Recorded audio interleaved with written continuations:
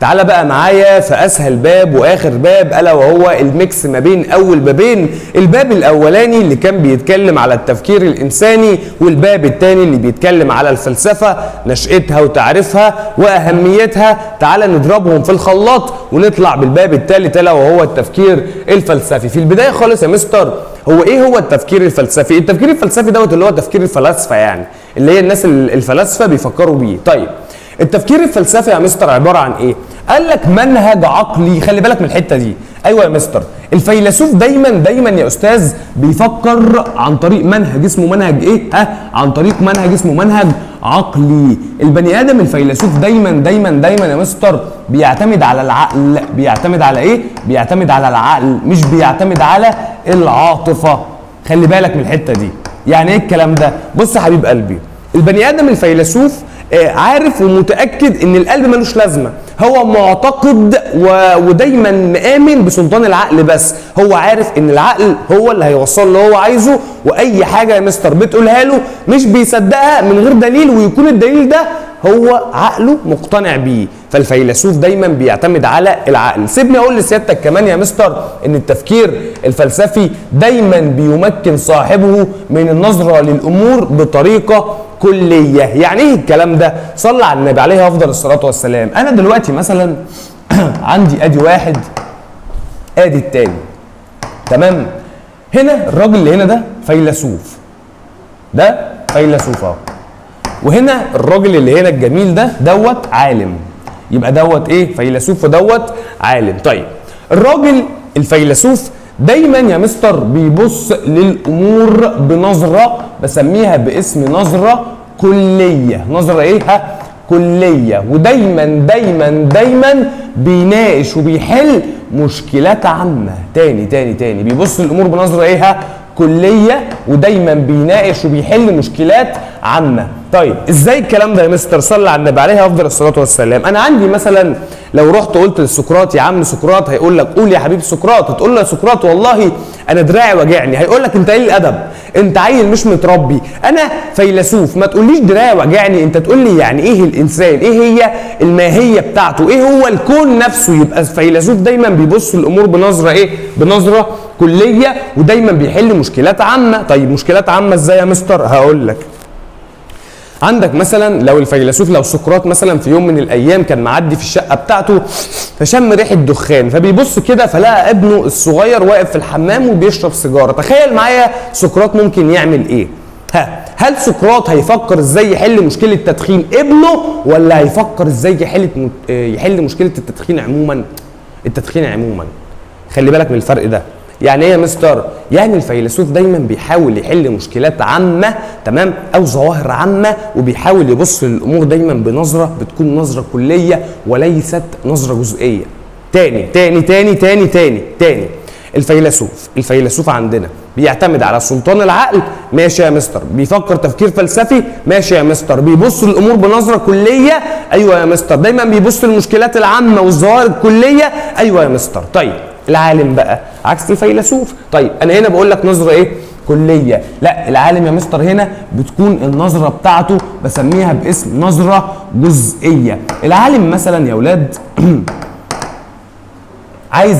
عايز يعرف هل المعادن بتتمدد بالحراره ولا لا. هيعمل ايه؟ هيروح يجيب حته حديد ويسخنها، فالآية بتتمدد بالحراره. هيقول لك بما ان الحديد بيتمدد بالحراره وهو معدن، ويجيب حته نحاس مثلا ويسخنه فيلاقيه بيتمدد بالحراره برضه، فيقول لك بما ان النحاس يتمدد بالحراره وهو معدن، ويجيب حته الومنيوم ويعمل نفس اللي عمله دوت في كل ايه؟ في كل معدن، وفي النهايه يقول لك اذا المعادن كلها احتمال كبير جدا ان هي تكون بتتمدد بالايه؟ بالحراره بنسبه مثلا 99.9%، لان هو معرض في يوم من الايام معدن يطلع لي من بطن الارض كده ويقول لي انت نسيتني، انا ما بتمددش بالحراره. انا قصدي ايه؟ انا قصدي ان العالم اهوت بياخد ايه؟ حاجات جزئيه، حته حديد، حته الومنيوم، معدن، مثلا زي الدكاتره، تلاقي دكتور للمخ لوحده، وتلاقي دكتور للعين لوحده، وتلاقي دكتور مثلا للبطن، تمام، وتلاقي دكتور مثلا انف، وتلاقي دكتور مثلا ذكوره، وتلاقي دكتور مثلا انوثه. انت واخد بالك من حاجه؟ او نساء، انت واخد بالك من ايه؟ واخد بالي ان الدكاتره او العلم عموما بيناقش مشكلات ايه؟ جزئيه، عكس الفيلسوف بقى اللي هو بيبص الامور بنظره ايه؟ كليه، حاجات عامه، حاجات كبيره. الفلسفه مثلا بتبص حوالين الطبيعه، بتبص حوالين الكون، بتبص حوالين القيم كلها، بتبص حوالين الاشياء الكبيره الكليه ديت، عكس مين؟ عكس العلماء. طيب عندنا يبقى قلنا نظره كليه هنا، وهنا نظره جزئيه، هنا مشكلات عامه، هنا يا مستر بتكون مشكلات بسميها باسم مشكلات فرديه. مشكلات ايه يا اولادها؟ فرديه. طب يعني ايه مشكلات فرديه يا مستر؟ قال لك والله مشكلات فرديه يعني احنا مثلا عندنا العالم دوت لو في يوم من الايام قفش ابنه بيشرب سجاير، تمام، زي سقراط، هو هنا مش هيفكر ازاي يحل مشكله التدخين ايه عموما، لا يا مستر، هيفكر ازاي يحل مشكله تدخين ابنه الصغنطوط بس.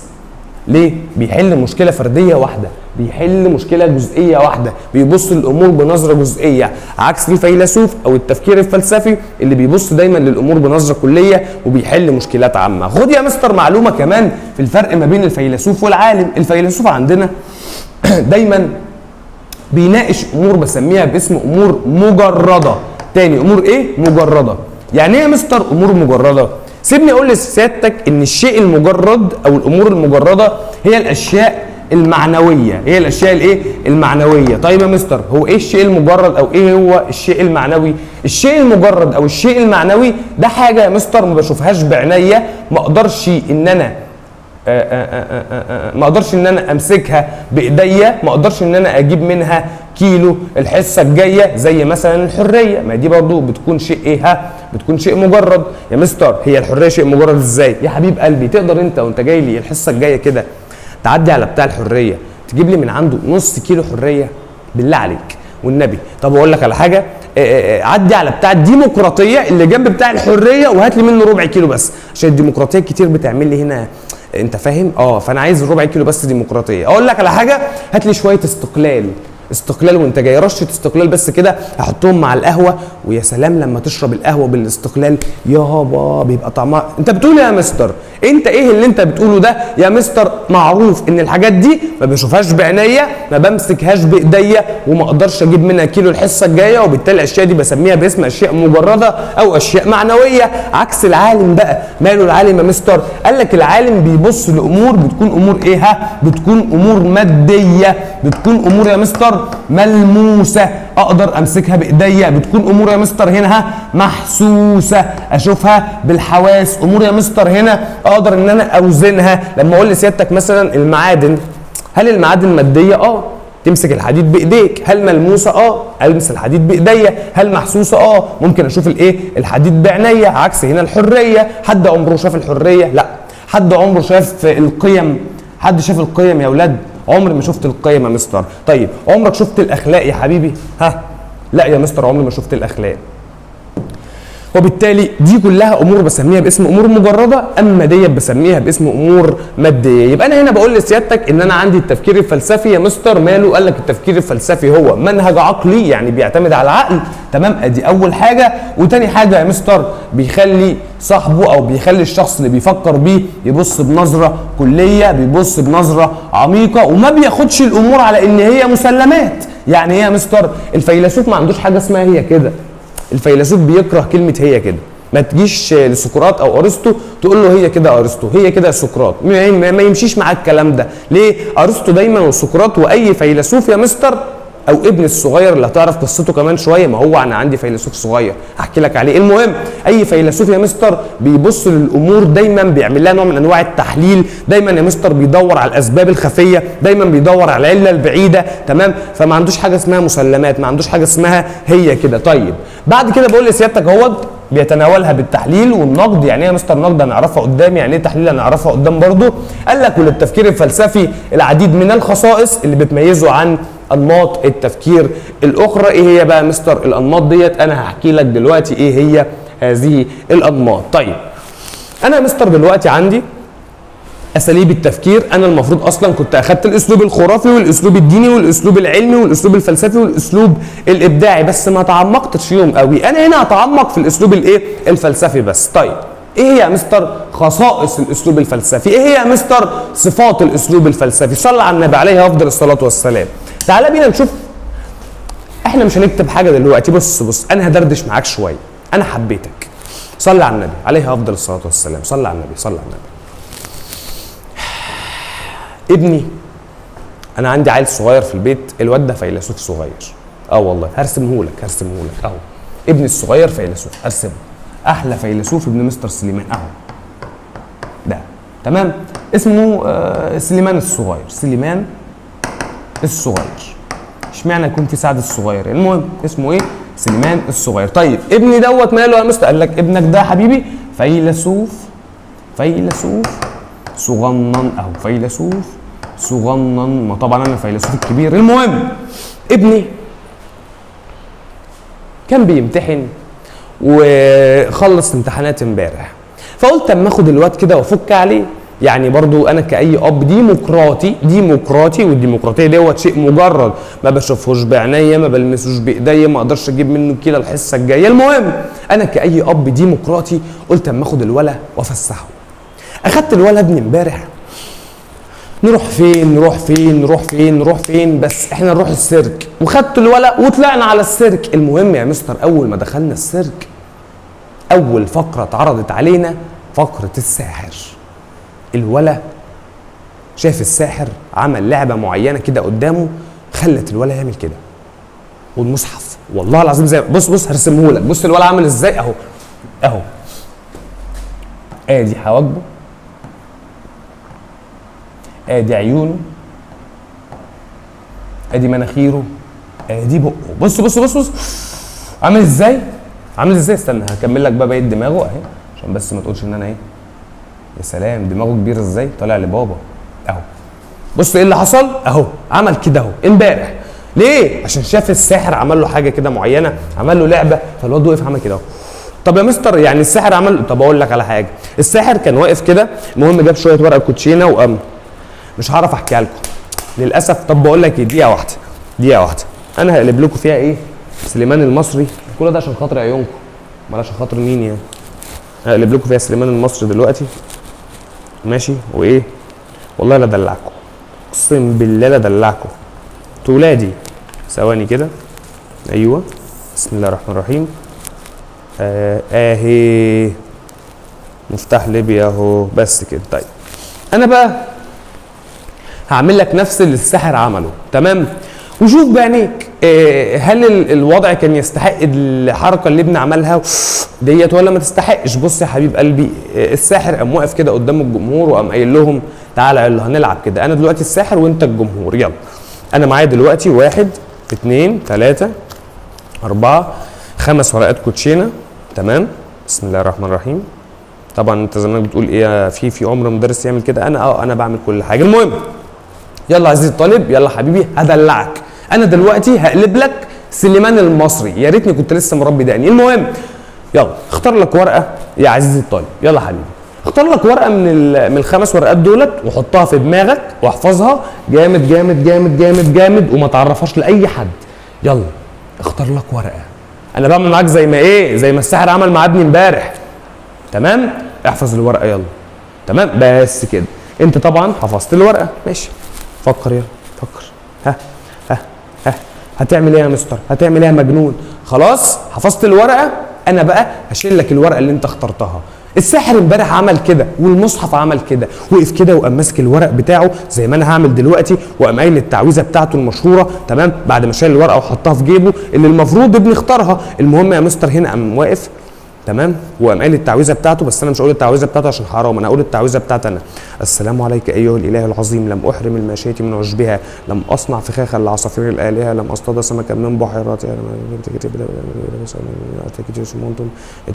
انت شو اجري. خلاص تعال شوف بقى. انا شلت لك الورقه اللي انت اخترتها والمصحف يا عم شلت لك الورقه. بص يا حبيبي بص، يلا يلا يلا يلا يلا يلا يلا تعال نشوف هل الموضوع كان يستاهل زي ما ابني عمل. يا ابن الذين يا سليمان، هو ده بالظبط اللي حصل امبارح. وهي الحركه دي بالظبط اللي حصلت لابني. الولد اندهش من اللي حصل زي ما انت اندهشت. لو عرفت السر بتاعها يبقى قول لي في الكومنتات. المهم يا مستر الولد اندهش امبارح، حصل له حاجه بسميها باسم الدهشه. الايه يا مستر؟ الدهشه. وقعد يقول لي يا بابا. قلت له ايه؟ قال لي ازاي عمل كده؟ ازاي؟ فبسميها الدهشه واثاره التساؤل. اثاره الايه؟ التساؤل. المهم يا استاذ الولد لقيته بيقول لي بابا. قلت له ايه؟ قال لي انا عايز اروح. روحني. قلت له حتى. قال لي روحني. قلت له حاضر. خدت الولد وروحته. اول ما روحته كده بقول له تعالى نقعد مع. قال لي بقول لك انا مش هقعد مع حد بابا. قلت له نعم. قال لي لو سمحت انا عايز اقعد في الاوضه لوحدي. قلت له تمام تمام تمام. الولد هنا يا اولاد عنده حاجه بسميها باسم الاستقلال. عنده حاجه بسميها باسم الايه؟ الاستقلال. تمام ماشي مفيش اي مشكله. اقعد لوحدك يا حبيبي، اقعد لوحدك يا سلم يا صغنن براحتك مفيش مشكله. طيب المهم لقيته كده قعد وقام قافل الباب عليه. انا اتخضيت على الولد على فكره، وكأي اب كده ما بيحترمش خصوصيه ابنه وقفت وقمت قاعد اتلصص النظر من كان في عندنا فتحه كده في الباب، قعدت ابص عليه. تمام. فلقيت الولد قاعد بيعمل حاجه غريبه جدا. لقيت الولد قاعد عمال حاطط ايده على خده كده وعمال بيعمل كده.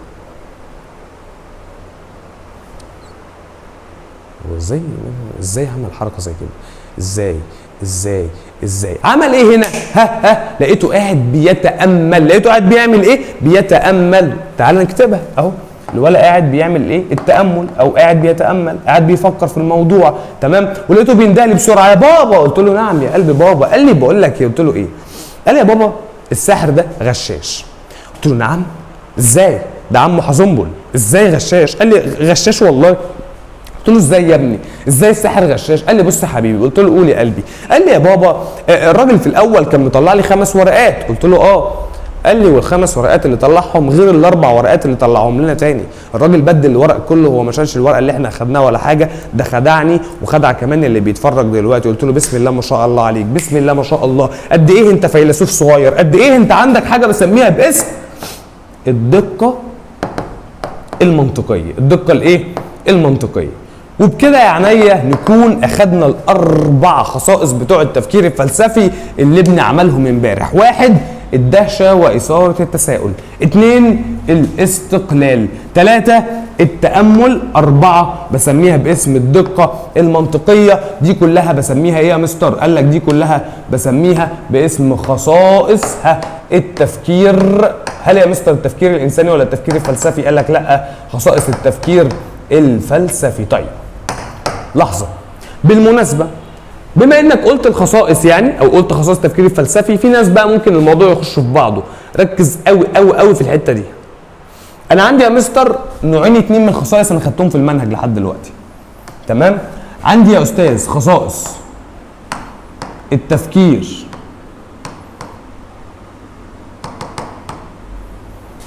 الانساني،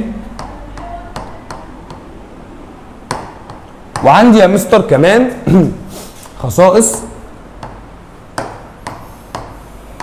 التفكير بس مش الانساني، امال يا مستر الفلسفي.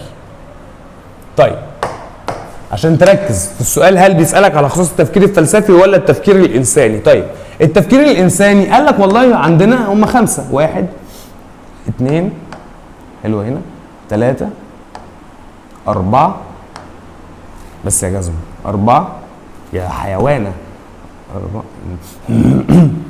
ما علينا، مش عايز اخرج عن شعوري خالص. 4 اهي ايوه كده 5. تمام. عندي 5. ايه هم يا مستر؟ قال لك 1 الاول. تعالى نمسح بس الايه شغل اهي. ايوه تعالي كده تعالي كده يلا. ايه هم ال5؟ تعالوا نشوفهم. 1 قال لك نشاط عقلي انساني، واحنا كنا اتكلمنا عنه من شويه. نشاط عقلي انساني، سلام على جمال الخط. تمام. 2 قال لك ادراك القوانين الايه العامه والموجودات. 3 قال لك يعبر عنه في شكل لفظي رمزي. 4 يرتبط بمين يا مستر؟ ايه الادب ده؟ يرتبط بالنشاط اللي بسميه باسم النشاط الايه النشاط العملي. 5 قال لك يدل على خصائص الشخصيه. يدل على ايه يا اولاد؟ خصائص الشخصيه. امال يا مستر خصائص التفكير الفلسفي؟ قال لك مش 5، امال كام يا استاذ؟ قال لك 4. ايه هم ال4؟ تعالى ادي 1 2 3 4. ايه هم يا استاذ الاربعه؟ تعال نشوفهم. واحد لسه قايلينها، الدهشه واثاره التساؤل، ادي واحده. 2 الاستقلال. 3 التأمل. 4 الدقة المنطقية. كده يا مستر انا عندي خصائص التفكير الانساني لوحديها هم 5 خصائص، اما خصائص التفكير الفلسفي هم 4 خصائص. كلمة خصائص اصلا يعني ايه؟ كلمة خصائص يعني صفات. كلمة خصائص يعني ايه؟ يعني صفات. طيب يا استاذ تعالى بينا بقى كده نشوف اول خاصية من خصائص التفكير الفلسفي اللي هي الدهشة واثارة التساؤل.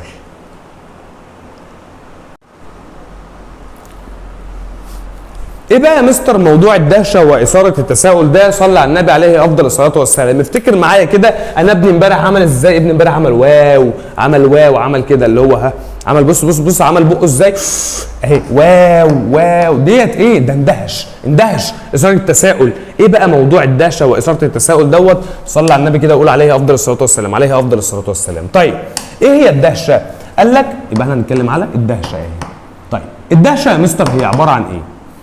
تعالي كده اهي اهي اهي اهي اهي، يا سلام. طيب الدهشه قال لك هي انفعال عقلي. هي ايه؟ ها، انفعال عقلي او هزه وجدانيه عميقه. تاني، هزه وجدانيه عميقه او عنيفه كمان. في مشكله؟ مفيش اي مشكله. يبقى انفعال عقلي او هزه وجدانيه عميقه او هزه وجدانيه ايه؟ عنيفه. طيب بتحصل امتى يا مستر؟ قال لك بتحصل لما البني ادم مننا بيتعرض لموقف ما، الموقف ده بيكون غير مألوف. غير ايه؟ ها، غير مألوف او غير طبيعي بالنسبه له، او شيء يا مستر بقول عليه شيء ها خارق للعاده. يعني ايه الكلام ده بقى؟ تعالى يا حبيب قلبي نفهم يعني ايه شيء خارق للعاده، ونفهم الدهشه وبزياده بالراحه خالص كده. انا عندي يا مستر الدهشه هي انفعال عقلي. انت سيادتك مثلا دلوقتي معدي في الشارع فشفت واحد بيعمل حاجه غريبه فعملت كده اهو، بص بص، عقلك انفعل. تمام، انت مش مصدق نفسك. في فيلم هندي حصل في دماغك، انت بتقول لنفسك من جواك ازاي الكلام ده بيحصل، فهي انفعال عقلي. تمام، او هزه وجدانيه عنيفه وعميقه. ازاي يا مستر؟ ابني امبارح وهو قاعد قدام الساحر حاجه من جواه، حاجه من الوجدان بتاعه، حاجه من المشاعر بتاعته اتهزت كده من جوه وقالت له الراجل ده بيعمل كده ازاي؟ الراجل دوت ازاي خد الكارت اللي انا اخترته تمام من وسط الكروت؟ الراجل ده عارف ازاي؟ ده الكلام كان في دماغي يا مستر. تمام، بتحصل امتى يا استاذ؟ لما ابني شاف حاجه مش متعود عليها، حاجه غير مألوفه بالنسبه له، حاجه غير طبيعيه بالنسبه له. اهي امتى بتحصل يا مستر؟ لما البني ادم بيتعرض لشيء غير طبيعي او شيء خارق للعاده او شيء غير مألوف بالنسبه له. في مشكله؟ يبقى مفيش مشكله. يبقى الدهشه هي انفعال عقلي، تمام، او الدهشه هي هزه وجدانيه، تمام، بتحصل لما البني ادم مننا بيتعرض لشيء بيكون الشيء دوت خارق للعاده، تمام، او شيء غير مألوف او شيء غير طبيعي بالنسبه له. في مشكله؟ مفيش مشكله. طيب عندنا مثلا سقراط. في يوم من الايام كان ماشي كده ومعدي في امان الله. المهم سقراط وهو ماشي ومعدي كده، فمعدي على بحيره، تمام، فوقف عند البحيره وقام نازل كده عند البحيره وقام واخد شويه ميه وقام شارب شويه ميه. بعد ما شرب شويه الميه، تمام، وقال ثانكس جاد بس باليوناني. المهم يا مستر كده وقف كده وقعد، ايه ده؟ ايه اللي بيحصل؟ فالتلاميذ بتوعه بيقولوا له مالك يا معلم؟ اجننت يا معلم؟ هو بيبص عليه، هو بيبص على شويه بشر ماشيين عادي. فقال لهم بصوا ازاي؟ قالوا له هو ايه اللي ازاي؟ قال لهم شوفوا الناس ديت عايشه ازاي؟ ازاي الناس دي عايشه في تناغم كده؟ ازاي الناس ديت عايشه كل واحد بيعمل حاجه كده؟ ازاي الطبيعه البشريه دي ماشيه؟ فقالوا له انت ايه يا معلم في ايه؟ وما فيهوش حاجه، هو الراجل بيندهش كتير. سقراط كان بيندهش كتير جدا لدرجه ان هو كان مسمي نفسه السمكه الرعاشه. كان بيقعد يرعش دايما ويندهش، يرعش ويندهش، يرعش ويندهش. تمام؟ هقول لك على حاجه ثانيه. نيوتن الموقف بتاع نيوتن الشهير. نيوتن قاعد في امان الله، ولا بيه ولا عليه ولا حواليه، وقاعد باصص تحت، او قاعد كان بيفكر يعني في حاجه معينه، بيعمل تامل وعمال بيفكر وبيحسبها، وفي دماغه عمال بيقلبها وعمال بيفكر بيفكر بيفكر بيفكر بيفكر بيفكر. مره واحده تفاحه نزلت على دماغه. عمل ايه؟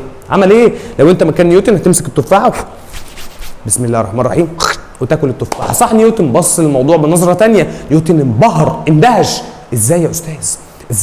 ازاي التفاحه دي تقع على دماغي كده؟ يعني هو انت في اعتقادك ان هي كانت ممكن التفاحه تقع على رجلك مثلا؟ ما علينا، هو كان معتقد بيقول لك ازاي التفاحه تقع على ايه؟ على دماغي كده، وازاي تقع من فوق كده لتحت وما وقعتش ليه يمين وما وقعتش ليه شمال. المهم قعد يندهش وقعد يثير التساؤل، وسؤال جاب سؤال، سؤال جاب سؤال، سؤال جاب سؤال، لحد ما وصل لقانون الجاذبيه. انت قصدك ايه يا مستر؟ انا قصدي يا حبيبي انت وهي ان الدهشه هي انفعال عقلي. انفعال ايه؟ انفعال عقلي او هزه وجدانيه. طيب يبقى الدهشه يا مستر هي انفعال عقلي، عقلي بيبدا ان هو ينفعل، انا مش مصدق ايه اللي بيحصل. هزه وجدانيه يا مستر مشاعري بتبتدي ان هي تتهز من جوه كده بشده، فهي هزه وجدانيه شديده هي او عنيفه، تمام، او عميقه كمان، بتجعل الانسان يقف مذهولا. الانسان وقف كده مذهول امام شيء غير مألوف، يعني مش متعود عليه او شيء خارق للعاده. والذهول هنا مش معناه غياب العقل، امسك في الحته دي. بص بص بص، الراجل هنا بيقول لك الذهول مش معناه غياب العقل، لان الدهشه اصلا فعل عقلي. بمعنى ايه؟ هل معنى يا مستر ان انا عملت كده او انبهرت من حاجه انت عملتها ان انا كده عقلي راح في 60 داهيه، عقلي راح ما عادش موجود؟ لا يا مستر، ما انا عقلي موجود اهو، تمام. بالعكس، اصلا انت عقلك هو اللي خلاك اساسا تندهش. فالدهشه هي انفعال عقلي مش معناها غياب العقل، تمام. ابني امبارح وهو واقف قدام الساحر، هل يا مستر لما شاف الحركه السحريه عقله وقف خلاص؟ خلاص ما بقاش عقله موجود؟ لا يا مستر، عقله شغال. فالدهشه لا تعني ايه؟ غياب العقل، ولكن الدهشه اصلا هي انفعال عقلي، ودوت اللي انا بقوله لسيادتك ايه هنا. طيب تعالى بقول لسيادتك ايه كمان. بقول لحضرتك مثال الالعاب السحريه التي تقدم في العروض او المهرجانات، تمام. المهرجانات هنا يا مستر اللي هي ايه؟ اللي بقى فيها عروض وبيبقى فيها العاب منك لله اللي معدي بمكنه. المهم المهرجانات هنا يا مستر مش مقصود بيها الاغاني يعني، لا، المقصود بيها هنا الحفلات، يعني زي مهرجان الجونه وغيره. قال لك بتثير دهشه المشاهدين وتجعلهم يتساءلون كيف حدث ذلك. يبقى خلي بال عليك معايا من حاجه مهمه قوي قوي قوي قوي، يعني ان الدهشه رقم 1 واثاره التساؤل رقم 2. يبقى انا يا مستر بندهش واو في الاول، واو واو واو، وبعد كده ايه اللي بيحصل؟ ببدا اسال بقى كيف حدث ذلك؟ واو، انه حقا لساحر، انه حقا لفنان، انه مستر سليمان، كيف حدث ذلك؟ هنا يا مستر ايه اللي بيحصل؟ هنا الدهشه بتيجي الاول، بعد كده اثاره الايه؟ التساؤل بتيجي تاني حاجه. فالدهشه يا مستر هي انفعال عقلي يا مستر او هزه وجدانيه شديده بتخلي الانسان واقف مذهول قدام حاجه مش مألوفه بالنسبه له، مش معروفه بالنسبه له، شيء خارق للعاده بالنسبه له. والدهشه هنا مش معناها غياب العقل، لان الدهشه اصلا انفعال عقلي. 2 الاستقلال. الفيلسوف الراجل الجدع، الفيلسوف دوت راجل مستقل، ما بيقومش على مبدا اسمه مبدا التابعيه، ملوش علاقه بالتبعيه. بص بص بص، الفيلسوف اهو، الفيلسوف تمام عنده حاجه بسميها باسم الايه؟ عنده حاجه بسميها باسم الاستقلال. تاني، عنده حاجه اسمها الايه؟ الاستقلال. وما عندوش تبعيه، وما عندوش ايه؟ وما عندوش تبعيه. يعني ايه يا مستر الكلام ده؟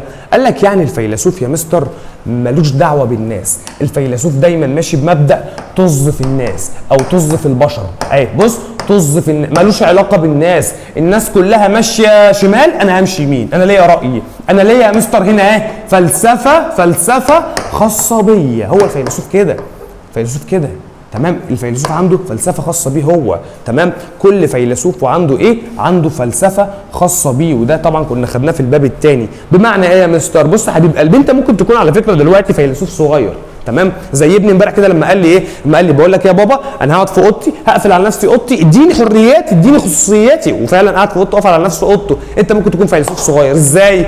انت مثلا سيادتك وانت رايح المدرسه الصبح، زمايلك كلهم بيمشوا من طريق معين، انت تقول لهم لا انا مش همشي من الطريق ده، مش ده طريق مختصر، انا مش همشي منه، انا همشي من الطريق الطويل. يا ابن الحلال الطريق المختصر هيوصلنا بسرعه. يا جماعه انا بحب امشي من الطريق الطويل لان المشي رياضه. هو انت حر، انت ليك فلسفه خاصه بيك. تروحوا مطعم بيتزا مشهور، صحابك يمسكوا الشوكه والسكينه وياكلوا وانت تقوم ماسك بايدك كده واكل بايدك وايه واخد البيتزا ومغرق نفسك وبتاع، فيقول لك ايه يا ابني اللي انت بتعمله؟ مالكوش دعوه بيا يا جدعان، هي البيتزا بتتاكل ما بتتاكلش بالشوكه والسكينه، البيتزا بتتاكل بالايد. ليه؟ انت عندك فلسفه خاصه بيك، صحابك كلهم يقولوا لك احنا هنخش علمي، فانت تقول لهم لا انا هخش ادبي. يا ابني خش علمي معانا عشان لو ما جبتش مجموع تعرف تخش كل. تقول ايه الكلام اللي انتوا بتقولوه ده؟ ايه اللي انتوا بتقولوه ده يا جماعه؟ انا اخش ايه ادبي، مالكوش ايه دعوه بيا، انا ليا فلسفه خاصه بيا، انا ليا استقلال. فالفيلسوف يا مستر ملوش علاقه بالناس، طز فين؟ طز في الناس. الفيلسوف عمره ما بيمشي على التابعيه، زي ابن امبارح كده يا حبيبي انت وهي. خلي بالك عليك معايا من حاجه مهمه جدا جدا جدا جدا. بيقول لك ايه؟ بيقول لك ان الاحتلال الفكري اشد من الاحتلال العسكري. تاني، الاحتلال ايه؟ الفكري اشد من الاحتلال العسكري. يعني ايه يا مستر الجمله ديت، او يعني ايه المقوله دي؟ يعني يا مستر هنا لما يبقى في بني ادم بيتحكم في افكارك وبيحتل افكارك وبيقول لسيادتك تفكر ازاي وما تفكرش ازاي، ده اشد من واحد ماسك بندقيه واقف على بابك، ده اشد منه. بتاع البندقيه ديته ان انت هتطلع تقتله، اما اللي محتل افكارك وبيصدر لك افكار معينه ده احتلال قاسي، ده احتلال شديد. انت لازم تعمل الايه؟ لازم تعمل الاستقلال عشان تبعد عن اي احتلال. خلي بالك عليك معايا كده، انا بقول لحضرتك ان الاستقلال فالتفكير الفلسفي لا يقوم على مبدا التبعيه. يعني ايه التبعيه يا مستر؟ يعني ماشي ورا الناس، ولكن التفكير الفلسفي تفكير مستقل، ما بيعتمدش غير على حاجه واحده، سلطان عسل ايه؟ العقل. سلطان الايه؟ العقل والمنطق. فالفيلسوف لا يخضع في تفكيره لاجماع الناس. الفيلسوف ملوش علاقه بالناس يا مستر، بل يبدا تفكيره من العقل وبينتهي بالعقل. طيب قال لك لان الفلسفه هي عباره عن ايه؟ تامل.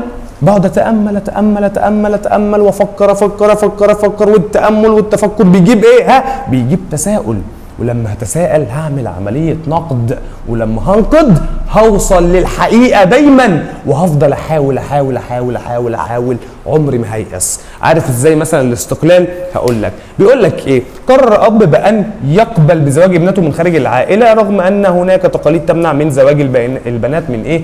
من خارج عائلاتهم. يعني ايه يا مستر؟ يعني انا اقول لسيادتك على حاجه، احنا مثلا في الصعيد بعض العائلات اللي بتمنع ان البنت تتجوز حد غير ابن عمها، تمام؟ او بنت عمها. يعني بنت عمها ازاي؟ ابن عمها او ابن خالتها، تمام؟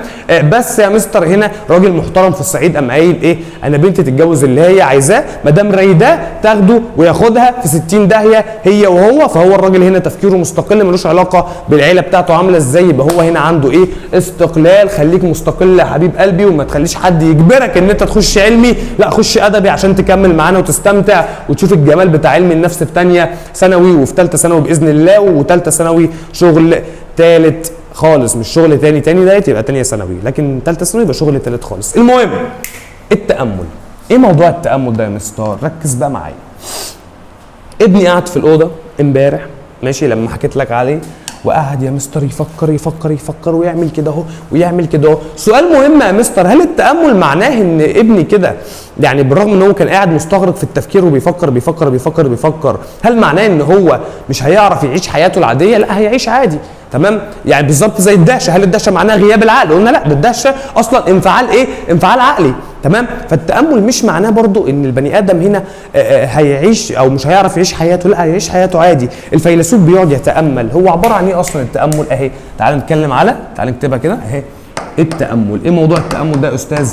قال لك والله التامل عندنا اهوت، تمام؟ التامل هو عباره عن ايه؟ قال لك التامل هو الاستغراق في التفكير. تاني، هو الايه؟ الاستغراق في التفكير، تمام؟ بقعد استغرق في التفكير، استغرق في تفكيري، استغرق في تفكيري، بقعد افكر افكر عشان اوصل للايه؟ عشان اوصل للعله البعيده، السبب الغير مباشر يعني، او عشان من الاخر كده اوصل للايه؟ للحقيقه، تمام؟ او عشان اعرف ايه؟ امر معين. وخلي بالك الفيلسوف لما بيقعد يفكر بامر ما بيكون مشغول عن التفكير في غيره. يعني ايه يا مستر بيكون مشغول عن التفكير في غيره؟ يعني يا مستر دلوقتي انا او ابني مثلا فيلسوف صغير، فكان قاعد بيفكر مثلا امبارح تمام في حركه الساحر اللي عملها. خلي بالك وهو بيفكر في حركه الساحر ما كانش بيفكر في حاجه ثانيه، كان يا مستر مشغول بالتفكير في دي بس. تمام، بس هل معنى كده انه ما يقدرش يعيش حياته؟ لا، بيمارس حياته الاجتماعيه عادي. تمام، قال لك وهذا لا يعني ان هو ايه ان هو ما بيقدرش ان هو يمارس حياته الاجتماعيه. بيمارس حياته يا جماعه الاجتماعيه. طيب بص تعال نشوف كده. بقول لك ايه التامل؟ قال لك التفكير الفلسفي تفكير تاملي، فالفيلسوف عندما يتامل في موضوع ما، لما الفيلسوف يقعد يفكر في موضوع معين، فانه يكون مستغرق في التفكير الى الحد الذي يجعله يغفل عن التفكير في غيره. يعني ايه يا مستر؟ يعني الفيلسوف لما بيركز في حاجه ما بيشلفهاش، لا بيفضل بيفكر فيها هي، ما بيفكرش في حاجه غيرها. ورغم ذلك فالفيلسوف عضو في مجتمعه عادي، الفيلسوف بني ادم طبيعي زيك، بيمارس حياته الاجتماعيه زي اي حد. خلي بال عليك معايا هنا، بديك مثال زي المثال بتاع اخناتون كده، لما قعد يتامل لحد ما وصل ان اكيد الكون ده في اله خلقه، او اكيد الكون ده وراه حد يا مستر اوجده. خلي بالك بمناسبه برضو الاله، تمام، عندنا يا مستر مش دايما الفلسفه مرتبطه بالالحاد. يعني في مره راحوا سالوا سقراط وقالوا له يا ابو الصقريط، قال لهم قالوا له من ذا الذي خلق الكون؟ قال لهم العله الاولى. قالوا له ايه هي العله الاولى؟ قال لهم ذلك المسبب الذي لم يسببه سبب. باختصار كان بيقول لهم يعني ربنا. فمش دايما كده الفلسفه لما تيجي في دماغك الكفر والالحاد وقله الادب. اخر مهاره عندنا اسمها مهاره الدقه المنطقيه. بقول لسيادتك ايه؟ بقول لسيادتك ان التفكير الفلسفي يتسم بالدقه المنطقيه، فالافكار الفلسفيه هي تصورات واضحه متكامله يعبر عنها بمفاهيم مجرده. تمام؟ طيب يا مستر، تنظمها نظريات ذات مقدمات نستخلص منها نتائج. طبعا انا مش فاهم اي حاجه. ايه يا مستر اللي انت بتقوله ده؟ يعني ايه اصلا مقدمات بوصل منها النتيجه؟ يعني ايه يا مستر اصلا اللهم صل على النبي ان التفكير الفلسفي دوت يا مستر تفكير بيعتمد على سلطان المنطق؟ يعني ايه الكلام اللي انت بتقوله؟ انا بص هبسط لك الدنيا بالبلدي. دقه منطقيه يعني التفكير الفلسفي بيعتمد على المنطق. بيعتمد على ايه؟ على المنطق. ايه بقى الموضوع ده؟ صلى على النبي عليه افضل الصلاه والسلام. تعالى كده، تعالى، انا عيني ليك ان شاء الله. امتحان زي العسل يا ولاد، هيجي امتحان سهل جدا وتافه، الواحد مجهد ومرهق، بيبقى ورايا حصص طول اليوم، بس تحت امرك. انا بحبك اقسم بالله، انا بعشقك يا عزيزي الطالب. طيب الدقه المنطقيه، ايه المقصود بالدقه المنطقيه؟ قلنا الدقه المنطقيه معناها ان الفلسفه او الفيلسوف بيعتمد على على المنطق في التفكير بتاعه. بص يا حبيب قلبي، ايه هو علم المنطق؟ امبارح وانا راجع من الشغل بركب ميكروباصات كده، اتوبيسات يعني. المهم فلقيت الراجل بتاع الميكروباص او بتاع الاتوبيس واقف عمال بيقول محطه محطه محطه محطه. فلقيت واحد طالع من تحت الارض وقام قايل له محطه يا اسطى. فالسواق بص له كده من فوق لتحت. طبعا حقه السؤال مش منطقي يعني، صح؟ اقول لك على حاجه، امبارح برضو، ما امبارح كانت جمعه، امبارح طالع من صلاه الجمعه شايل السجاده على كتفي وانا طالع بيها عمال بتمشى بيها، فلقيت واحد قام قابلني يقول لي بقول لك ايه؟ قلت له ايه؟ قال لي هو انتوا خلصتوا صلاه؟ فمش عارف ارد عليه اقول له ايه يعني، مش عارف. المهم روحت البيت، هطلع في الاسانسير، فوقفت عند الاسانسير كده لسه بضرب الاسانسير، فلقيت واحد بيقابلني بيقول لي حضرتك طالع؟ ارد عليه اقول له ايه؟ الاسئله الغير منطقيه كتير والناس اللي بيسالوها اكتر. قول لي انت بقى كم مره اتسالت سؤال غريب عجيب ما كنتش متوقع او متخيل ان اللي قدامك يساله لك، ابتداء من وانت عيل صغير.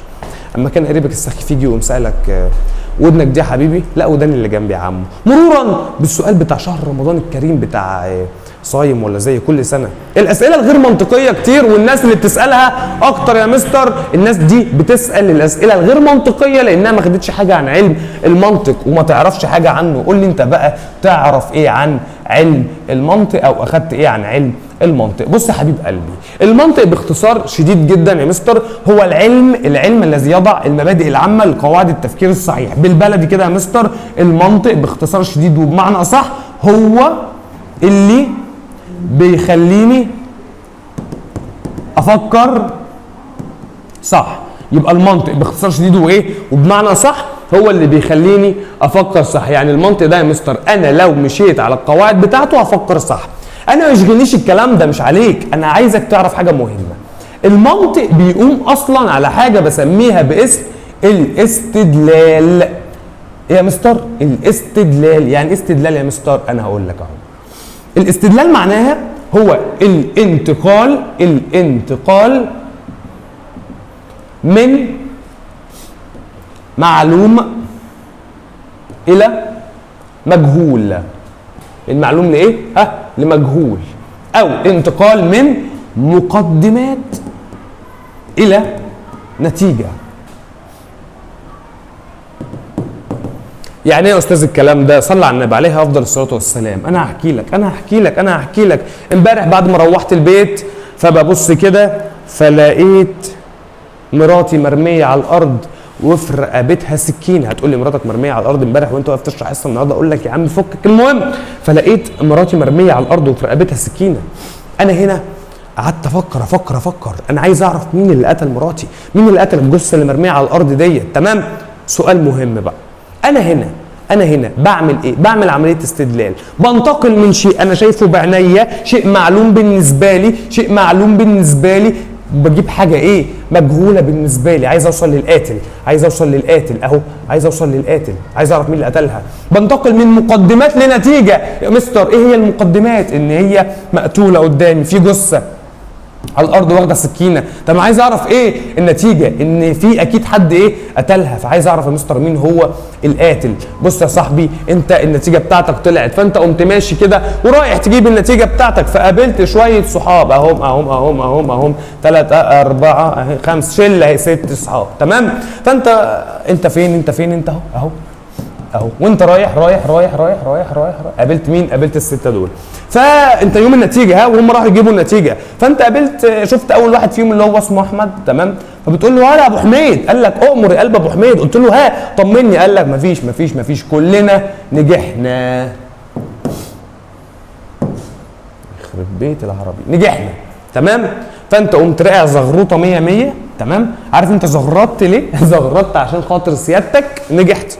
طب انت عرفت منين انت نجحت؟ ما هو يا مستر ما مش محتاجه ذكاء، الراجل قال لي كلنا نجحنا فطبيعي انا نجحت. يبقى انت هنا انتقلت من مقدمات ان كل الطلاب ناجحين وان انت طالب من ضمن الطلاب، ووصلت للنتيجه ان انت نجحت. بص لما اجي اقول لسيادتك ايه؟ كل الطلاب ناجحين. تمام؟ واقول لك احمد طالب. يلا فكر في النتيجة، شغل دماغك، اعمل استدلال، فكر ووصل لدقة منطقية. يلا فكر. كل الطلاب ناجحين واحمد طالب. توقع يلا ايه النتيجة هتكون ايه؟ كل الطلاب ناجحين واحمد طالب، كل الطلاب ناجحين واحمد طالب. يا ترى النتيجة ايه؟ يا عم هي مش فيلم. بما ان كل الطلاب ناجحين واحمد طالب من ضمن الطلاب، اذا احمد ناجح. مش محتاجة حاجة يعني. موضوع اسهل من السهولة. طيب بص اقول لك على حاجة تانية. بص يا عم، كل مثلا البنات قمر. تمام؟ اي اسم بنت بقى، مثلا نقول ايه؟ نقول مريم. تمام؟ بنت اهي. تمام؟ يلا دي النتيجه. حاضر. اذا مريم مالها؟ مريم قمر. طب انت عرفت منين؟ قال لك عرفت يا مستر عشان هنا بما ان كل البنات قمر ومريم بنت من البنات، اذا مريم قمر. يبقى انا هنا انتقلت منين؟ انتقلت من شويه مقدمات وصلت لايه؟ لنتيجه. او انتقلت من ايه؟ او انتقلت من شيء معلوم، حاجات انا عارفها، وصلت لايه؟ لشيء مجهول، حاجات انا ما اعرفهاش. يبقى انا هنا، او حاجه انا ما اعرفهاش، يبقى انا هنا عملت ايه؟ عمليه الاستدلال. واللي هنا عملته هنا برضه عملته هنا اهو. كل الطلاب ناجحين واحمد طالب، اذا احمد ماله؟ احمد ناجح. الحاجه ديت يا مستر بسميها باسم الايه؟ مقدمات. ودي ايه؟ ودي نتيجه. يبقى انا هنا عملت استدلال. اخر مثال برضه عشان تفهم الاستدلال او الدقه المنطقيه. انا بتكلم عن الدقه المنطقيه، ان التفكير الفلسفي بيقوم على المنطق. اخر مثال لما اقول لسيادتك مثلا ايه؟ كل مدرسين مثلا الفلسفه عباقره. سبحان الله. تمام؟ واقول لك سليمان، طبعا اللي مخلي الفلسفه كمان ماله؟ مدرس فلسفه. يلا اديني نتيجه يا حبيبي، يلا اديني نتيجه. عينيا الاثنين. سليمان ماله؟ عبقري. يبقى انا هنا عملت ايه؟ عملت استدلال او عملت حاجه بسميها باسم دقه منطقيه، استنتجت نتيجه يعني، تمام. انتقلت يا مستر من مقدمات الى ايه؟ الى نتيجه جديده. انتقلت من شيء يا مستر بسميه باسم شيء معلوم الى شيء يا مستر بيكون بالنسبه لي شيء مجهول، انا ما اعرفهوش يا استاذ. وهنا اكون عملت الاستدلال او عملت الدقه المنطقيه. وفي النهايه يا حبيبي انت وهي ارجع اقول لسيادتك ان الدهشه بتجيب تامل واستقلال فتوصل للنتيجه عشان انت ابن حلال. هنا يا مستر خصائص التفكير الفلسفي: الدهشه والتامل والاستقلال والدقه المنطقيه. ايه هم تاني يا مستر؟ اهي الدهشه واثاره التساؤل والتامل والاستقلال، تمام، والدقه مين؟ المنطقيه. واوعى تنسى ان انا اتكلمت اصلا التفكير الفلسفي دوت هو نشاط بيقوم على سلطان العقل وما بيقبلش الامور على انها مسلمات. امال يا مستر ايه هي بقى المهارات؟ يعني ايه يا مستر مهارات التفكير الفلسفي؟ يا مستر هم 6 مهارات اساسيه او 6 مهارات رئيسيه. ايه هي يا مستر مهارات التفكير الفلسفي؟ سيبني في الاول اسالك سؤال، تمام، وانت اكيد عارف ايه الاجابه. انا عندي دلوقتي 3 لعيبه. عندي كام لعيب؟ 3. ادي واحد وادي الثاني وادي الثالث. مين ال3 لعيبه اللي عندي؟ عندي اول لاعب وده مشهور جدا يا مستر اللي هو CR7 اللي هو كريستيانو رونالدو. وعندي اللاعب الثاني اللي هو المو صلاح، تمام، اللي هو محمد صلاح يعني، تمام. وعندي اللاعب الثالث المشهور جدا وده اشهر منهم هما الاثنين اللي بسميه باسم سليمان، تمام، ووائل ماشي سليمان، تمام. طيب انا عندي ال3 لعيبه دولت يا مستر بيلعبوا كوره هم ال3، ولكن يا ترى ايه الفرق ما بين سليمان ومحمد صلاح وكريستيانو رونالدو؟ او ايه اللي بيفرق كريستيانو رونالدو عن محمد صلاح عن سليمان وائل سليمان؟ اللي بيفرق ال3 عن بعض حاجه بسميها باسم المهارات، اللي هي السلوكيات بتاعتهم والتصرفات بتاعتهم. حلو قوي يا مستر. فاللي بيفرق التفكير الفلسفي عن التفكير الانساني، عن التفكير اللي بسميه الديني، عن التفكير اللي بسميه العلمي، هي المهارات. طب ايه هي يا مستر مهارات التفكير الفلسفي؟ سيبني اقول لسيادتك على حاجه مهمه جدا. انا عندي مهارات، انا بص هجيب لك الخلاصه بقى عشان ما نكترش. مهارات التفكير الفلسفي اهي، مهارات التفكير الفلسفي. كم مهاره يا استاذ؟ قال لك والله انا عندي 6 مهارات اساسيه. ادي مهاره، تمام، الثانيه ماشي الثالثه، الرابعه، الخامسه، السادسه. ايه هم يا مستر المهارات ديت؟ قال لك عندنا مهاره بنسميها باسم مهاره الشك، تمام، مهاره بسميها باسم مهاره الشك. والمهاره اللي اسمها الشك ديت بتتقسم لمهارتين 2 اهي. مهاره الثانيه ايه هم يا مستر؟ واحده بسميها باسم الشك الاعتيادي، والثانيه بسميها باسم الشك الفلسفي. يبقى دي مهاره اسمها مهاره الايه؟ الشك. الشك الفلسفي بقسمه 2 برضو. شك بسميه باسم شك مذهبي، والشك التاني بسميه باسم شك منهجي، تمام. طيب المهارة التانية اللي عندنا اسمها مهارة النقد. ومهارة النقد بتتقسم 2. مهارة بسميها باسم النقد المحكم، والتانية بسميها باسم النقد الضعيف. المهارة رقم 3 بسميها باسم الحوار، ماشي. ومهارة الحوار ديت بتتقسم برضو ل2. مهارة بسميها باسم الحوار الإيجابي، والتانية بسميها باسم الحوار السلبي. المهارة رقم 4 بسميها باسم التسامح الفكري.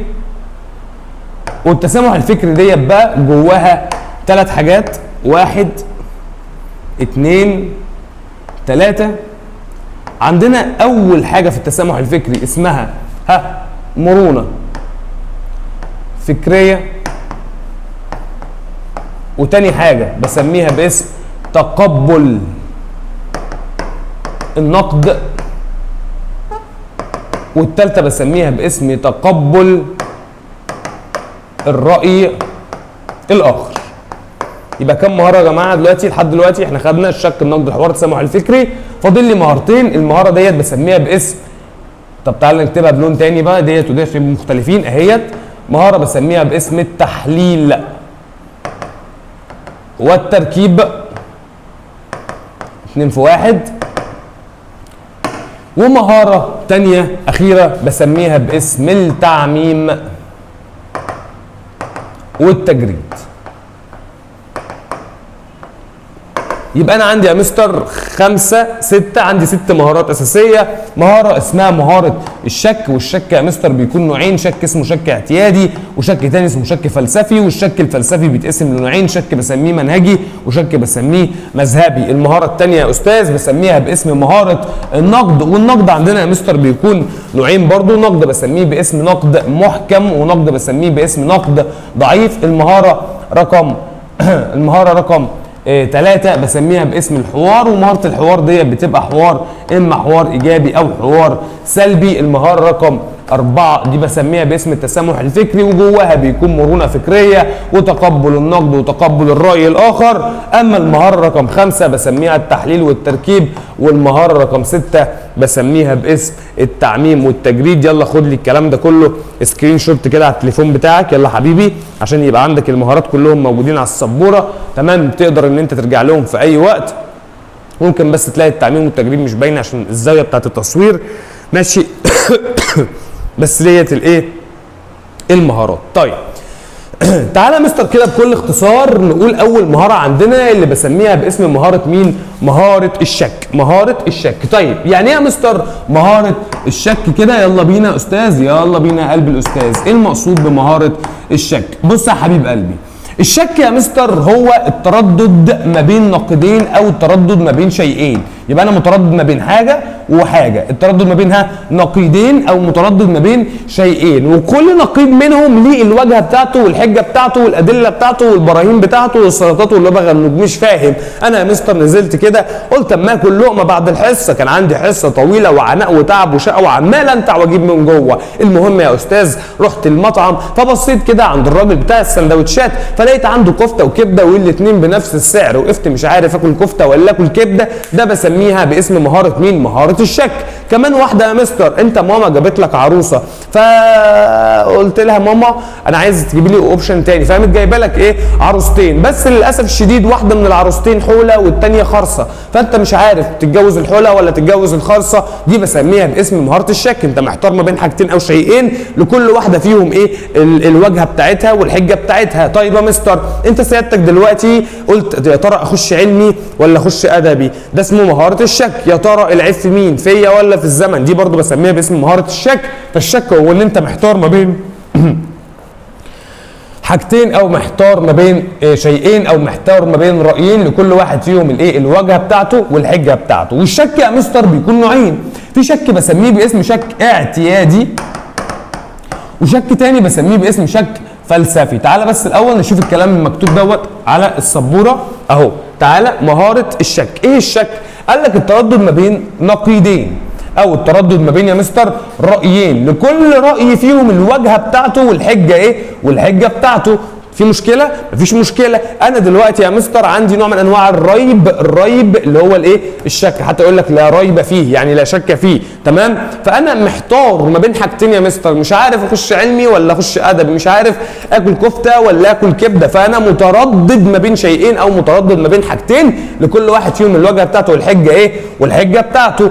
الشك نفسه بقى يا مستر كام نوع؟ قال لك الشك نفسه نوعين، في شك بسميه باسم الشك الاعتيادي، والشك الثاني اللي بسميه باسم الشك الفلسفي. طيب ايه الفرق ما بينهم؟ قال لك الشك الاعتيادي ده اللي هو بسميه باسم الشك العادي، تمام؟ ده يا مستر اللي بيمارسه الانسان الطبيعي اللي زيه زيك نتيجه يا مستر الجهل بموضوع معين. سيادتك دلوقتي مش عارف تخش علمي ولا تخش ادبي عشان انت مش عارف ايه الفرق ما بين علمي وادبي، مش عارف تاكل كبده ولا تاكل كفته عشان سيادتك برضو مش عارف ايه الاحسن او ايه اللي طعمه هيكون كويس بالنسبه لك، هل الكبده ولا الكفته. مش عارف سيادتك والله دلوقتي مثلا تتجوز الحوله ولا تتجوز الخرصه عشان سيادتك مش فاهم انهي اللي هتشيلك وانهي اللي هتستحملك، هل الحوله اللي مش هتشوفك ولا الخرصه اللي مش هتكلمك.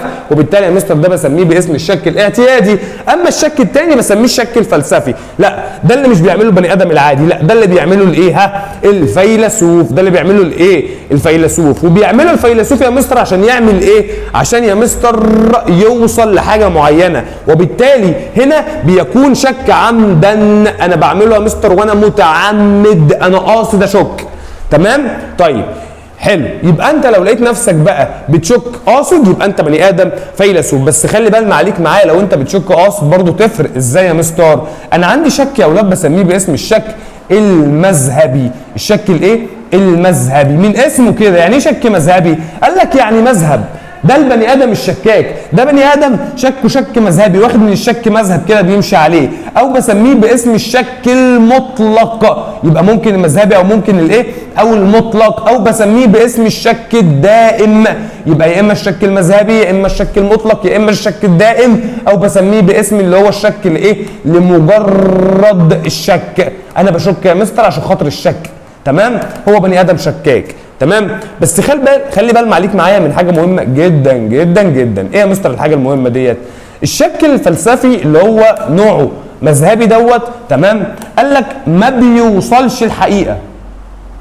تمام؟ الشك ده كمان يا مستر ببساطه شديده جدا بيبدا بالشك اهي. بص بص بص، يبدا اهي، يبدا بالشك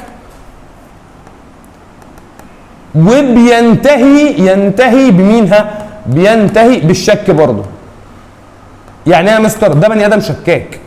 بني ادم شكاك ما بيوصلش الحقيقه، ده بيشك في المطلق، ده واخد الشك مذهب او واخد الشك طريق ماشي فيه. هنا ده بني ادم بيشك دايما دايما دايما دايما، هو عنده الشك بيجري في دمه. زي ايه مثلا؟ زي مثلا راجل شكاك بيشك دايما في امراته، دخل عليها في يوم من الايام لقاها قاعده بتتكلم في التليفون، فقال لها انت بتكلمي مين يا وليه؟ قالت له خد واحده صاحبتي واسمها سعديه. فالراجل لما مسك التليفون كده قال لها الو، فقالت له الو، ردت عليه وليه. تمام؟ فقال لها خدي. قلت له لا، وكمان بتخليها تغير صوتها او بتخليه يغير صوته عشان يبقى يقلد لي صوت واحده ست. انت طالق. انت واخد بالك من حاجه؟ هو شكاك على طول. عارف انت البني ادم اللي هو ايه؟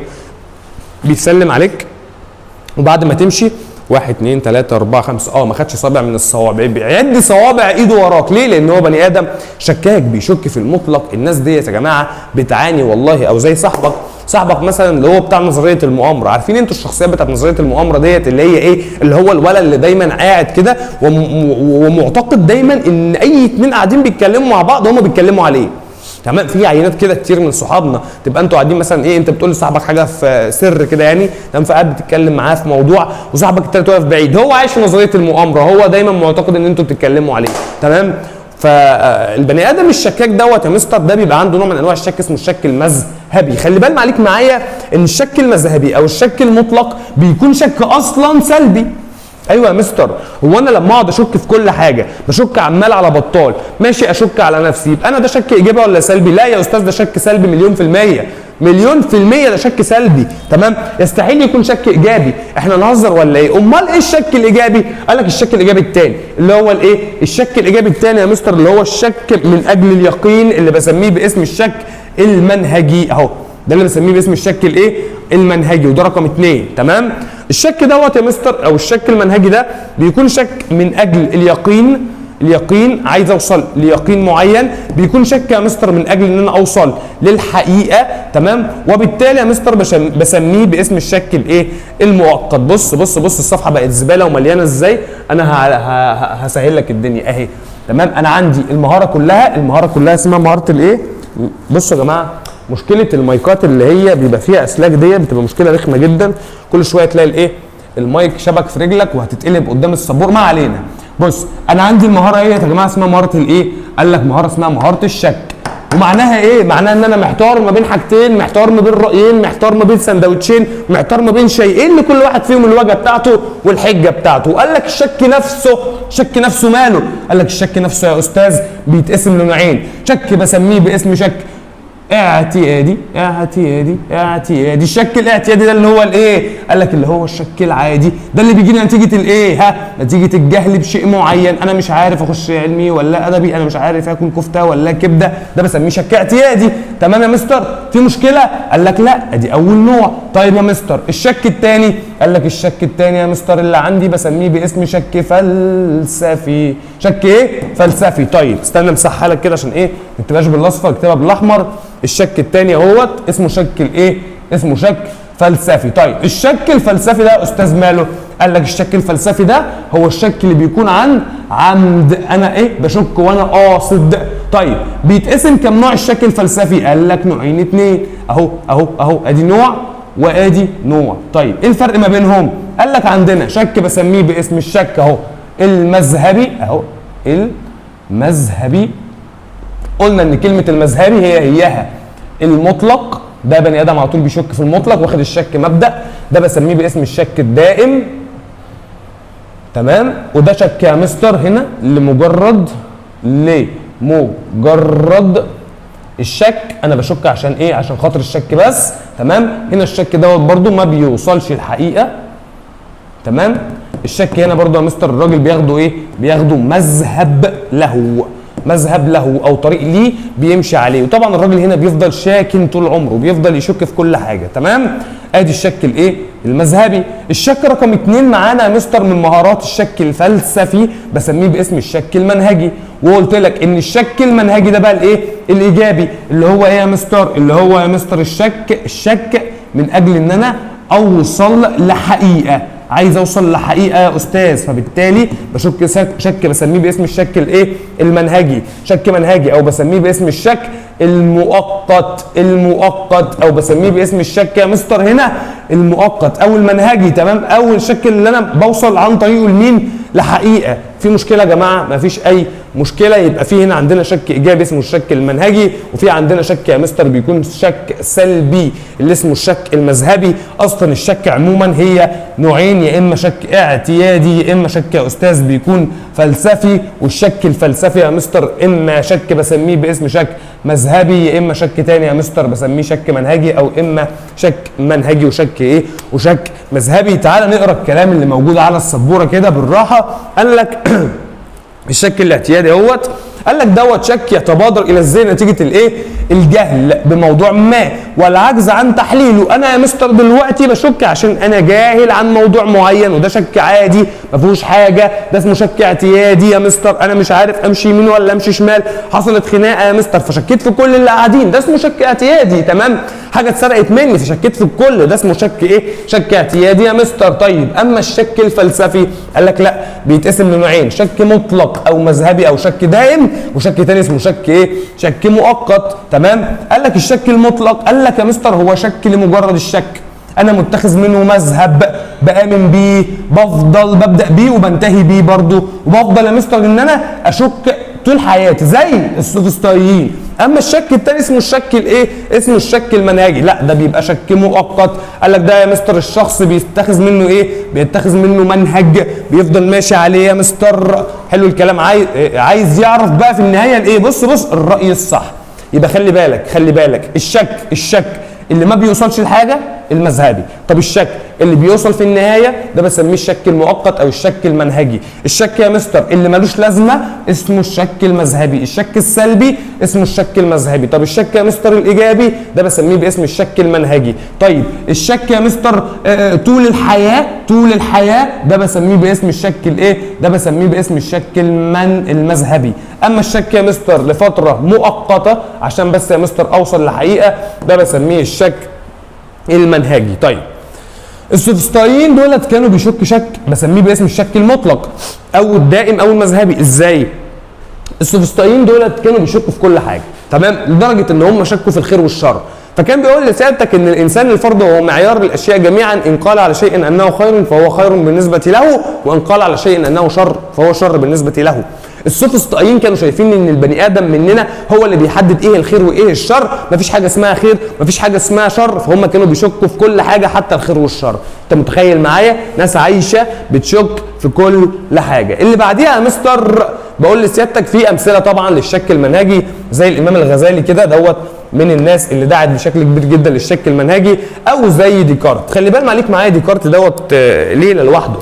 يعني ديكارت كان يقول لك ايه؟ هو ايه اللي يثبت لك ان انت دلوقتي مش في حلم؟ ان انا عايش اقرص نفسي مثلا؟ لا. طب ما هو كتير جدا بتبقى في الحلم، تمام، وبتبقى حاسس ان هو حلم واقعي جدا لدرجه ان انت بتقع من الدور الخامس وبتصحى، فاهم؟ فجاه ايه اللي بيثبت لك ان انت في حلم؟ تمام. فقال لك ايه ديكارت؟ انا اشك اذا انا افكر اذا انا موجود. وهنا يا مستر هنا دعوه ايجابيه للشك يا مستر، ولكن الشك المذهبي ولا الشك المنهجي؟ قال لك لا، الشك المنهجي. يبقى انا عندي مهاره الشك. يلا ها، مهاره الشك في عندي كام نوع؟ في نوعين، في شك فلسفي وفي شك اعتيادي. الشك الاعتيادي او الشك العادي دوت شك نتيجه الجهل. اما الشك يا مستر الفلسفي اما يا مستر منهجي اما يا مستر مذهبي. الشك المنهجي ده الكويس، ده الايجابي. الشك المذهبي ده السلبي. الشك المنهجي ده الشك المؤقت. الشك المذهبي ده الشك الدائم. الشك المنهجي شك عشان يوصل لحقيقه، اما المذهبي فهو شك لمجرد الشك، وبني ادم بيبدا بالشك وبيخلص بالشك او بينتهي برضه للشك، وعمره ما بيجيب حاجه جديده، بيفضل شكاك طول عمره. تاني بقى مهارة، وبتكون مهارة برضو إيجابية يا مستر عندنا وسلبية في نفس الوقت، برضو موجود منها نوعين، هي مهارة النقد. إيه يا مستر مهارة النقد ديت؟ النقد معناه إن أنا استنى أكتبها لك، أكتب أنا أحب السبورة قوي، أنا أحب الإيه؟ السبورة قوي. إيه؟ مهارة بسميها باسم مهارة الإيه؟ مهارة بسميها باسم مهارة النقد. إيه المقصود يا مستر بمهارة النقد؟ قال لك مهارة النقد يا أستاذ هي ببساطة شديدة جدا معناها عدم قبول، أنت ما بتقبلش أهي، عدم قبول أي فكرة، ما بتقبلش أي فكرة ماشي بدون دليل، أنت ما بتقبلش أي فكرة من غير ما يكون عندك دليل، وبالتالي بسميها باسم مهارة الشك. تمام؟ قصدي أنا آسف، بسميها باسم مهارة النقد. اي حد يقول لك اي حاجه تقول له هات الدليل بتاعك الاول، تمام، هات الكلام اللي انت بتقوله دوت وروني كده، وبتبتدي ان انت تشوف الايجابيات بتاعته ايه وتشوف السلبيات بتاعته ايه. انت طالع من هنا، فطالع من السنتر كده، فقام واحد مقابلك قال لك انت كنت بتاخد درس عن سليمان؟ قلت له اه. قال لك يا نهار اسود ومنيل، سليمان؟ ما لقيتش غير سليمان. فقلت له ليه؟ عمل لك ايه سليمان؟ فقال لك سليمان ده اصلا مش خريج حاجه تبع الفلسفه وعلم النفس يا عم، الراجل ده اصلا خريج تجاره انجلش، اي كلام بقى بيتقال. فانت قمت قايل له ايه؟ بجد والله؟ وقمت طالع تجري، ده مستر سليمان خريج تجاره انجلش، ده مستر سليمان ما طلعش معاه في امان، ده مستر سليمان مالوش علاقه بالفلسفه. يبقى انت هنا عملت نقد. لا، الطبيعي تعمل ايه؟ تقف كده زي الباشا وتقول له يا عم الحاج هات الايه؟ الدليل على الكلام بتاعك، تمام؟ وتاخد الفكره بتاعته، تشوف ايجابياتها ايه وسلبياتها ايه. هل يا مستر الكلام اللي هو بيقوله ده ليه ايجابيات مثلا ولا ملوش ايجابيات؟ طب هل الفكره والكلام اللي هو بيقولها ديت ليها سلبيات مثلا ولا ملهاش ايه؟ سلبيات. فالنقد معناه مش بقبل اي حاجه كده وخلاص، لازم يا مستر اي فكره تتقال لي اشوف ايجابياتها ايه سلبياتها ايه، ما امشيش على عمايه، ما امشيش عارف انت في مثل يقول لك ماشي ماسك في جلابيه امه. يعني ايه يا استاذ ماشي ماسك في جلابيه امه؟ يعني انت تخيل معايا كده واحد ماشي امه ماشيه وهو ماسك ايه؟ في جلابيتها، لو امه وقعت هو هيقع، واخد بالك ليه؟ لان هو ماسك في الجلابيه بتاعتها، صح؟ لو امه وقفت مره واحده هيلبس فيها. ليه يا مستر؟ هو ماشي ماسك في جلابيه امه، تمام؟ اوعى تبقى ماشي ماسك في جلابيه ماما، لازم تعمل نقد يا حبيب قلب ماما وبابا. يبقى يا مستر مهاره النقد معناها انا مش هقبل اي فكره من غير دليل، لازم اجيب الدليل. اي حد يقول لي اي حاجه اقول له هات دليلك. في مشكله يا جماعه؟ مفيش مشكله. النقد بقى نوعين، في نقد بسميه باسم نقد محكم، ونقد تاني بسميه باسم نقد ضعيف. ركز قوي في الاتنين دول، ركز قوي. ايه الفرق ما بينهم؟ النقد المحكم يا مستر ده اللي بيطبق الاسئله النقديه على كل حاجه، كل المعتقدات، تمام؟ اما النقد الضعيف ده يا مستر يستخدم في غرض التبرير فقط. مش فاهم يا مستر؟ بص انا هفهمك. بص انا دلوقتي كمستر سليمان، انت هتقول لي اي حاجه ايا كانت الفكره اللي انت هتقولها لي، انا مش هقبلها من غير الدليل بتاعها، تمام؟ ولو انت قلت حاجه يا مستر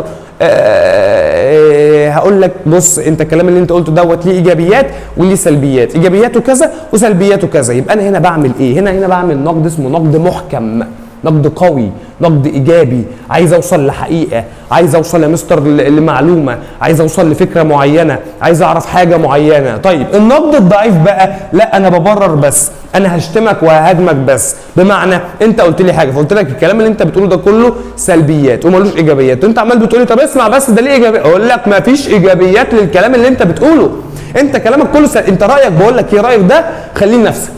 ماشي؟ انا مش عايز رايك ده، خليه لنفسك. يلا يلا يلا. اي حاجه انت بتقولها سلبيه يا ابني ما توجعش دماغي. رايي انا كسليمان مثلا صواب يحتمل الخطا، بس انت رايك انت خطا وممكن في يوم يحتمل الصواب، ما تشغلش دماغك. تمام؟ ده اسمه نقد ايه؟ اسمه نقد سلبي. تمام؟ نقد ضعيف. انا هنا ببرر لنفسي بس. ماشي؟ انت اي كلمه بتقولها مثلا انا بمسكها لك كده اقول لك كل الكلام اللي انت بتقوله سلبي، ده نقد ضعيف. انما لما اقعد معاك كده واتناقش معاك واقول لك بص انت قلت حاجه معينه ايجابيه وقلت حاجه معينه سلبيه، ايجابياتك كذا سلبياتك كذا، يبقى ده اسمه نقد محكم او نقد قوي. في مشكله يا جماعه؟ مفيش اي مشكله. يبقى انا عندي النقد معناه ان انا مش هقبل اي فكره من غير دليل، والنقد نوعين، في نقد محكم ونقد ضعيف. تعال نشوف الكلام دوت على ايه؟ على البورد هنا. قال لك مهاره النقد معناها ايه؟ قال لك معناها ان انا مش هقبل اي فكره او مش هرفض اي فكره ومش هقبل اي فكره الا لما اعمل لها مستر تمحيص واعمل لها فحص واشوف يا مستر ايه الايجابيات بتاعتها واشوف ايه هي السلبيات بتاعتها واشوف ايه هو الدليل بتاعها. والنقد نوعين، في نقد بسميه باسم نقد محكم، ده النقد القوي، ده النقد اللي بسميه باسم النقد البناء، وفي النقد الثاني اللي بسميه باسم النقد الضعيف، ده النقد السلبي، ده النقد اللي بسميه باسم النقد الايه؟ الهدام. وبالتالي يا مستر النقد المحكم يا حبيب قلبي ده بيطبق الاسئله النقديه على كل الافكار والمعتقدات، ولكن النقد الثاني اللي هو بسميه باسم النقد الضعيف او النقد السلبي يستخدم بس عشان ابرر المعتقدات بتاعتي مش اكتر. يبقى انا قاعد بتكلم معاك وبقول لك ايجابياتك كذا وسلبياتك كذا، يبقى انا بعمل نقد محكم. انت سيادتك دلوقتي بقى انا ما بتكلمش غير ان انا بقول لك انت سلبياتك كذا، انت مالكش ايجابيات، هو انت اصلا شخصيه يا عم بقول لك ايه كذا كذا كذا كذا، يبقى ده اسمه نقد ايه؟ اسمه نقد ضعيف. لو قعدنا على الترابيزه بقى واتكلمنا مع بعض يبقى احنا عملنا مهاره اسمها مهاره الحوار. ايه هي بقى مهاره الحوار؟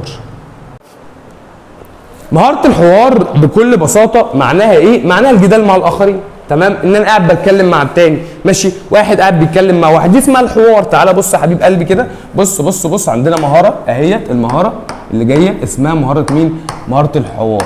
ايه المقصود بمهاره الحوار؟ قال لك مهاره الحوار معناها هي الجدال مع الآخرين. أنا بتكلم مع الناس التانية، بتجادل مع الآخرين، اتنين واقفين بيتكلموا مع بعض أو أكتر من اتنين، مش لازم اتنين بس، أنا بتكلم وهو وهو بيتكلم، دي اسمها مهارة الحوار. بص بقى حبيب قلبي، قال لك الحوار هو الجدل مع الآخرين ولكن بشكل إيجابي.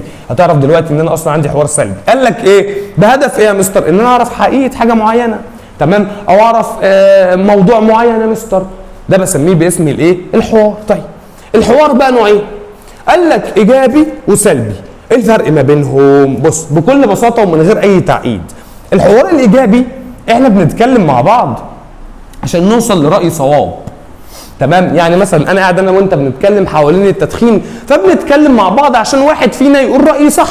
تمام؟ ادي واحده. اتنين، او اوفق ما بين الطرفين المتحاورين، ان احنا الاثنين نوصل مثلا لحل وسط، ان احنا الاثنين نقوم قايلين لبعض خلاص احنا الاثنين هنبطل سجاير وهنشرب فيب بس. تمام؟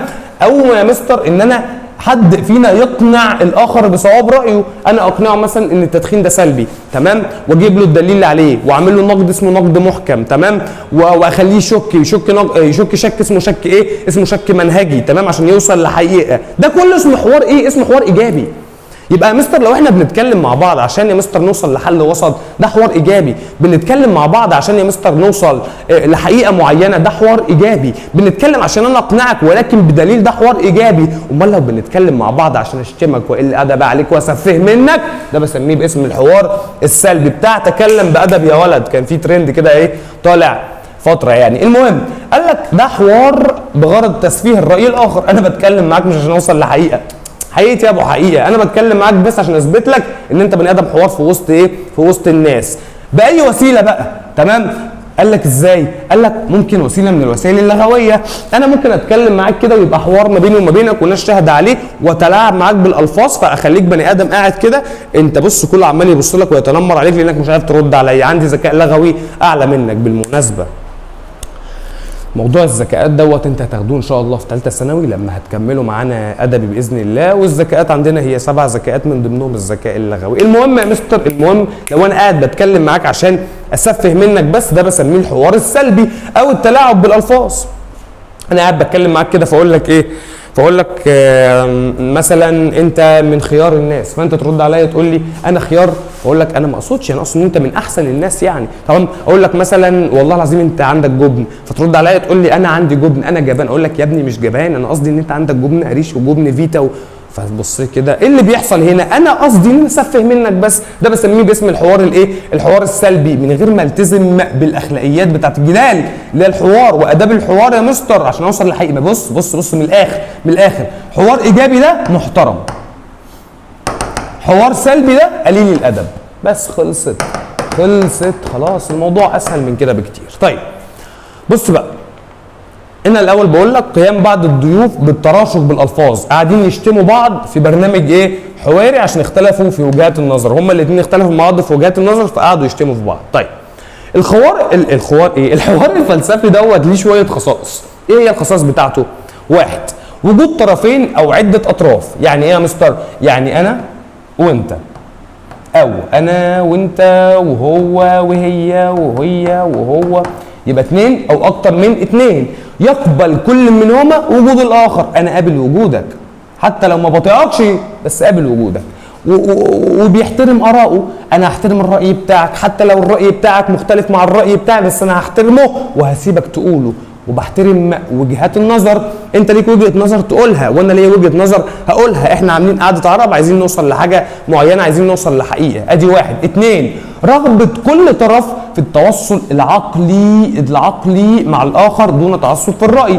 انا يا مستر هنا هتكلم معاك وهوصل لك بالدليل العقلي واحاول اقنعك بقدر الامكان بالدليل العقلي اللي عندي، تمام، من غير ما اتعصب. يعني يا مستر ما تبقاش دماغك قافله، احنا قاعدين بنتكلم مثلا حوالين الاهلي والزمالك، انت سيادتك مثلا اهلاوي متعصب، فانا بتكلم فبقول لك بص الاهلي عنده غلطات في كذا، تقول لي لا الاهلي ما عندوش غلطات، انت ما تتكلمش كده، انت بني ادم ايه الادب؟ لا انت كده بني ادم متعصب، ما ينفعش تكون متعصب، لازم عادي جدا تكون بني ادم فريش وطازه وعندك تسامح فكري. ثلاثه، قال لك ايمان كل طرف، لازم كل واحد من اللي قاعدين يؤمن بان الحوار هو الإطار الموضوعي الذي نمارس فيه حرياتنا ونستبعد فيه أي أحكام مسبقة أو رغبات متحيزة. بالبلدي كده كل واحد مننا يكون قاعد فاهم إن الحوار دوت ملوش علاقة بالميول بتاعتك، ملوش علاقة بالرغبات بتاعتك، ملوش علاقة بالعواطف بتاعتك، ملوش علاقة أنت بتحب إيه، ملوش علاقة أنت بتكره إيه، فهو إطار موضوعي مش ذاتي.